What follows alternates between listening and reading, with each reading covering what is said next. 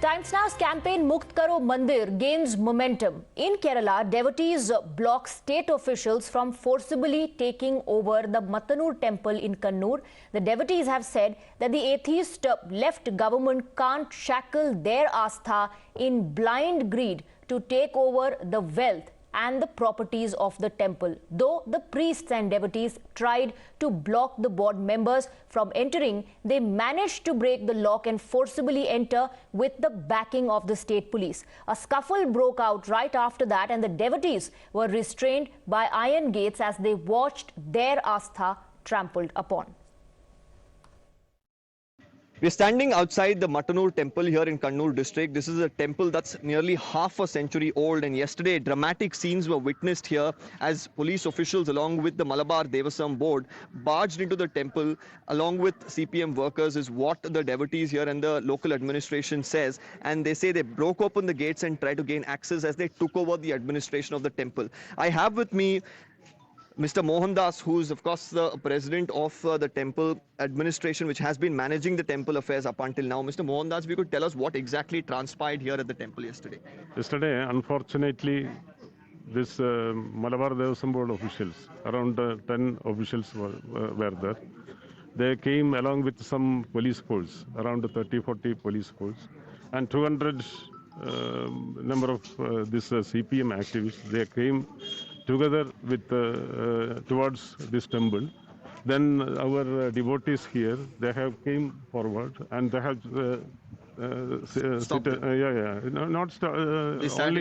only they were sitting there and chanting Om Namah Shivaya, Om Namah Shivaya, Om Namah Shivaya. Okay.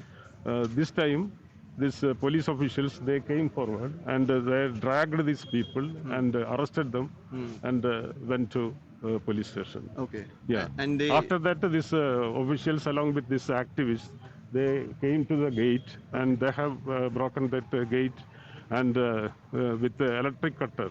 Okay. They have this broken with this. And they've gained access. Locks right. And everything. And then they entered in the temple. And after that, they have gone to office and that locks.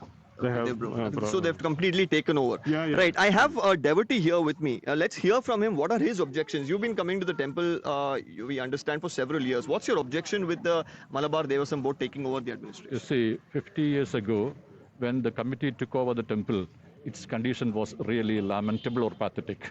They started operations at zero balance. And now it became one of the richest temples of North Kerala. Okay. It was we, the devotees, who made this temple the richest temple of North Kerala. And I'm sure the Devasam board is mad after the money of the temple, which is hoarded here, and it is the contribution of the devotees. Okay. And in today's newspaper, I have read the allegation of Mr. M.R. Murali that there was financial management and corruption here. If there was corruption here, I would have been the first person to question that. And I am alleging that there was corruption. Corruption and nepotism is rampant in the temples managed by the Malabar Devasam boards. Okay. And overall, what would you, say? There are, of course, activists as well who've raised questions as to why only the temples are being taken over by the Devasam board or the government. Unfortunately, in our country, India, secularism is meant only for the Hindus and not for the other communities. You see, they did not touch even a single stone of the temple or the mosques or other centers of worship of other communities. Well, there you see multiple concerns that are being flagged here by the devotees and the old administration, who are saying that, it was just Om Namah Shivaya chants that were being raised. People were dragged out. Gas cutters were used to break open the locks. And they're saying that, the Devasam board is after the wealth of the temple that has been accumulated with the contributions of the devotees for several years now. With video journalist Vinay, Deepak Bopana for Times Now from Mattanur. Well, we are also getting a reaction from the Malabar Devasam board, which has defended the move of taking over the temple, says temples are not private institutions. Mosque, church are private institutions. That's the justification coming in from the Malabar Devasam board that has taken over Mattanur temple. And in its defense, Malabar Devasam board has said that temples are not private institutions, but mosques and churches are private institutions. Devotees have been questioning this move. They're also alleging conspiracy. According to the devotees, the Malabar Devaswam board is only eyeing the money as far as the temple takeover is concerned. Listen in. 2021, the Devaswam Board Commissioner initiated the case got reopened. In last 6 months, several sittings happened. The petitioners failed to submit at least a single valid document to prove the temple is a private temple, and they are the administrators of the temple. After the hearing, completing all the legal formalities, Devaswam Commissioner passed an order that the temple is a public temple, not a private temple. Muslim pallis and Christian churches. They are private institutions. The temple are constructed by Rajas thousands of years back. Allegation that you have not submitted any documents to prove ownership to the commission. No. Actually, this case, actually that verdict they have not submitted to us or shown to us. Yesterday only they are saying one verdict is there, one order is there from Malabar Devaswam Board, but it was not served to us. You're saying you have all documents to prove ownership? Yeah. The Devaswam Board officials are saying this belonged to the kings, so hence automatically the government can take over. Hey, no, nothing else. Actually, it is a registered document only. Registered document in the local register office. Everyone can get by RTA.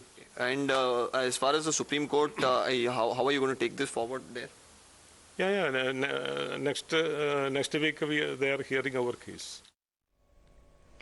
Deepak is joining us on the broadcast with more details. We also have our senior editor, Madhudas Gopalakrishnan. Let's first go across to Deepak. A shocking justification coming in from Devaswam Board, which says temples are not private institutions, but mosques and churches are.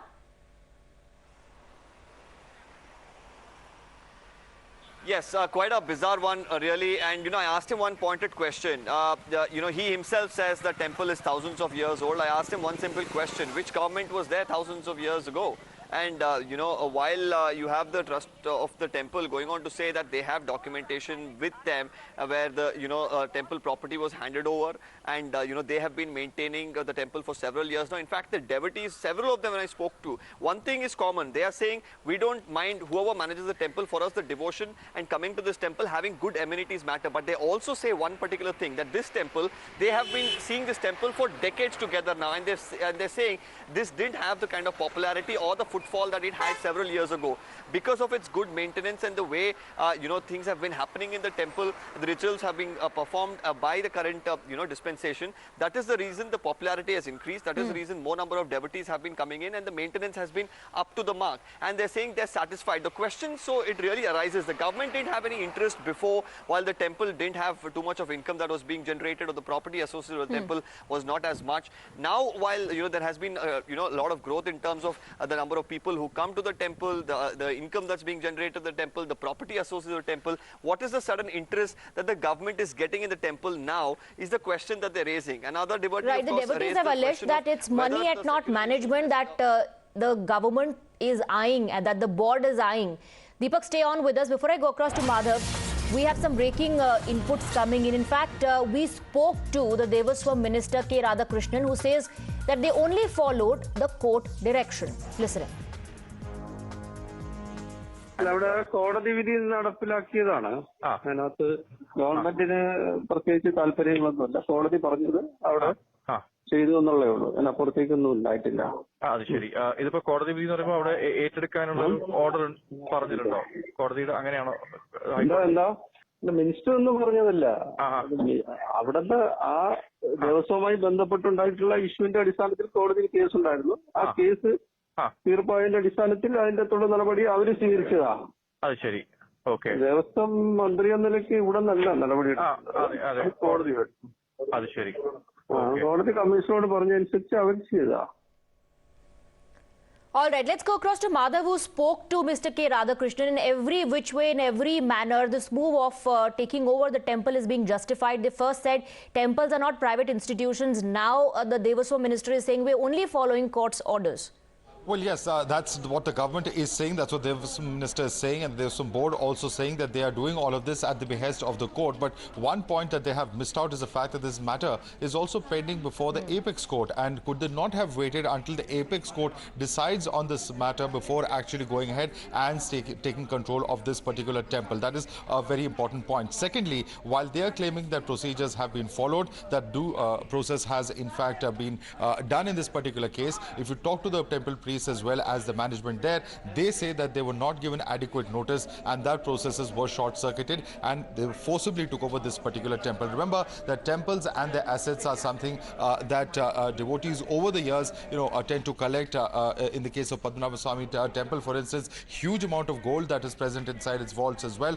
So given all of that huge amount of wealth, certainly it is a very, very sensitive and also a very, very important aspect as far as practicing and professing one's religion is concerned. And in that light, the government taking over this particular temple certainly seems to have raised the hackles of the devotees there, and that's why you have seen them protesting on ground in Kannur, where Deepak currently is. Right. Madhav and Deepak, stay on with us. We have reactions coming in. Activists and devotees have slammed this move of the government. Let's listen. Malabar Devaswam Board forcefully taken over the temple with the help of police and the CPM goons.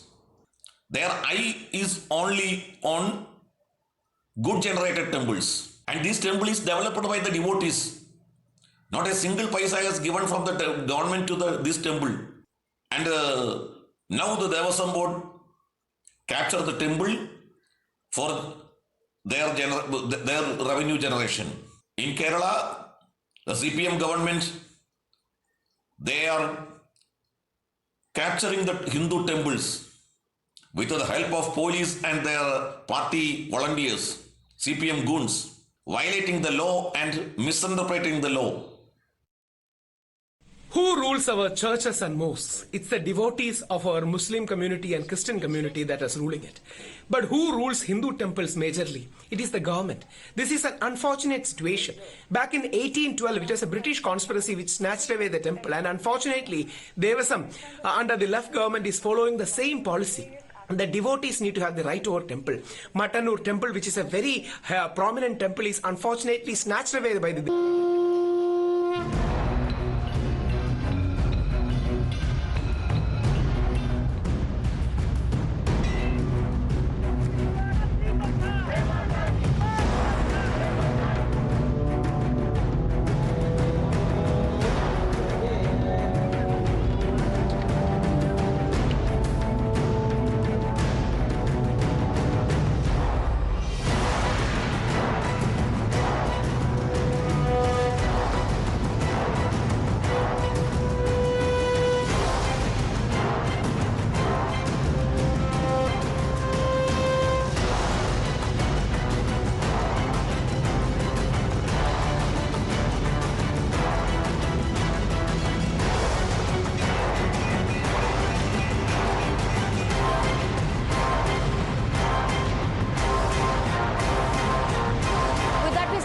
Short break, but